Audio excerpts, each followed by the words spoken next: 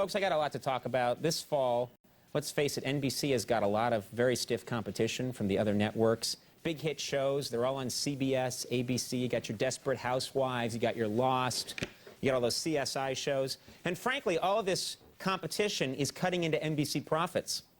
It is. And as a result, here's how it works.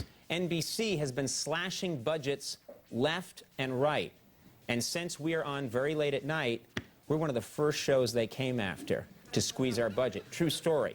I'm not complaining. I'm still happy with this job, but I'm being honest with you, they have squeezed us pretty hard. And we thought we'd show you some of the ways that NBC is stripping down our show in a little piece we're calling Late Night Budget Cuts.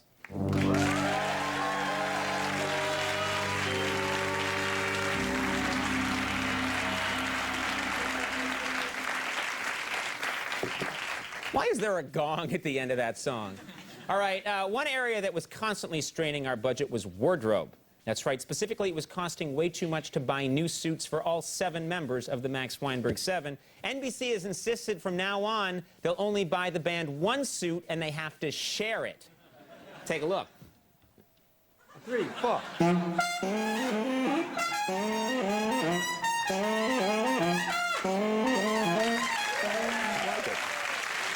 Good.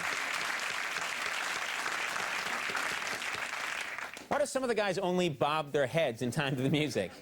All right, we'll figure it out later. The next budget cut really affects me. Look, I'll be honest, one of the biggest expenses on the show is my salary. I get the big scratch. Since I get paid by the show, NBC has decided they have cut down on my 5 hours a week of hosting time. They've actually cut back on the number of hours that I host this show to save money, and it's affecting the way things are done here. Take a look. So we were watching the trailer for the end of this film, my wife and I, and it was about 8 o'clock in the morning, and we were talking about it and said, Katie said, Selma looks great, I look good, etc. And the little 3-year-old said, where's Don Cheadle?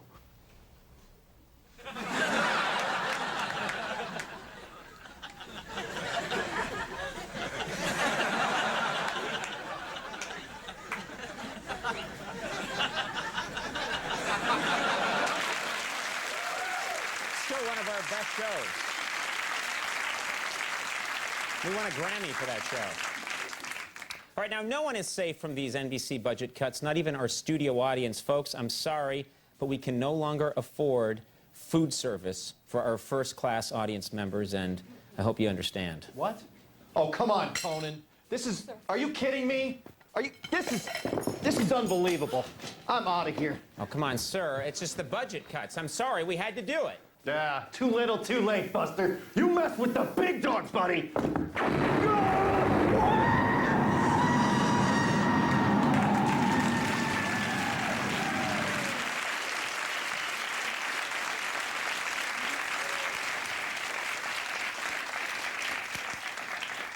I'd like to take a second and thank the audience members who've been sitting with no view, trapped behind those giant prop first-class seats. Thank you, both of you. They have no view.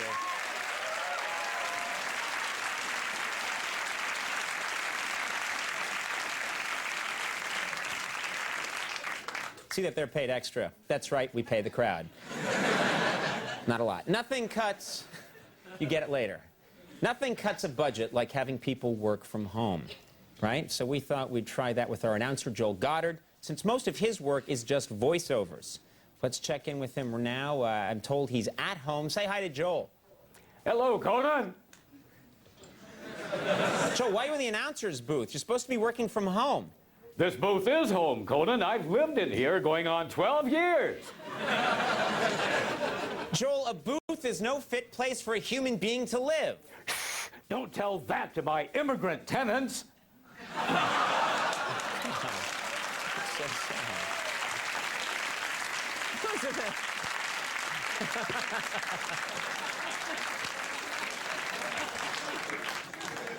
Oh, my Lord. They're so filled with hope. All right. Well, the budget cutbacks here at the show are so bad, we don't even have enough money to repair a big hole that we have in the floor. Alan, can you show the people the hole in the floor that we have? It's terrible right here. Look at that. That's Rich Stemmons. He works downstairs in the accounting department at MSNBC. And actually, hey, this is kind of fun. Watch what you can do here. This is really fun. Hey there, Rich. How's it going? Woo-hoo-hoo! Okay, knock it off, Conan. It's not funny. Stop it. Stop it. Okay, I'm a little It's deadline snowing there, here. buddy, huh? Yeah, you're very mature. It's very mature. Hey, look, I got a brick, folks. Check this out. Stop. I ripped. Hey, another brick. Check it out.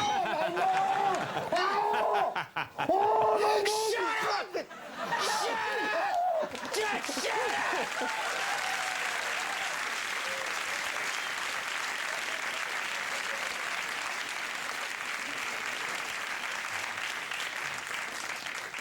By the way, that's the real me. That's the guy at rehearsal. All right.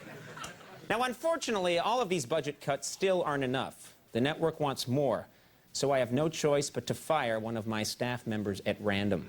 This is true. I hate to do it. Everyone here is very necessary, but there's just no other way to cut costs. Could you please bring out the tumbler filled with the names of my staff, please, so we can decide?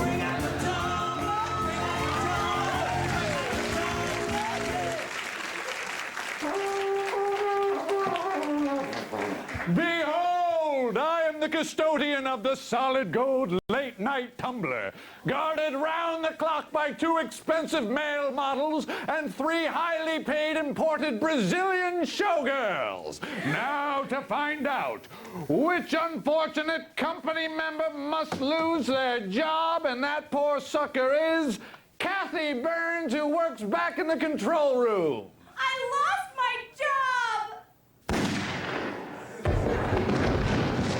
She did not take the news well. Wait a minute, I'm confused. Couldn't we have just fired you and the tumbler support team and sold the solid gold tumbler and made a lot of money? No?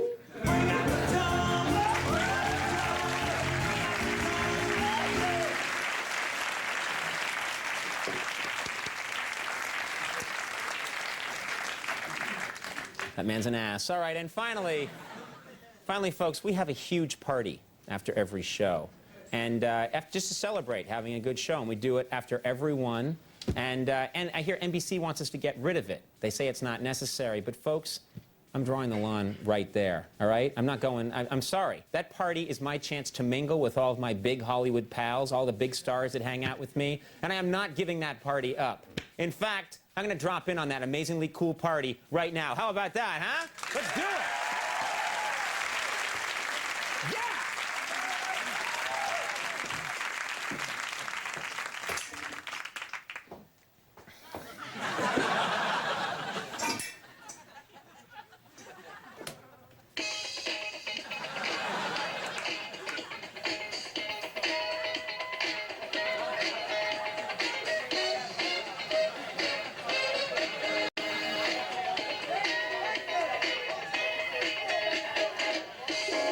We'll take a break. We'll be right back. Dan Aykroyd's here. Stick around.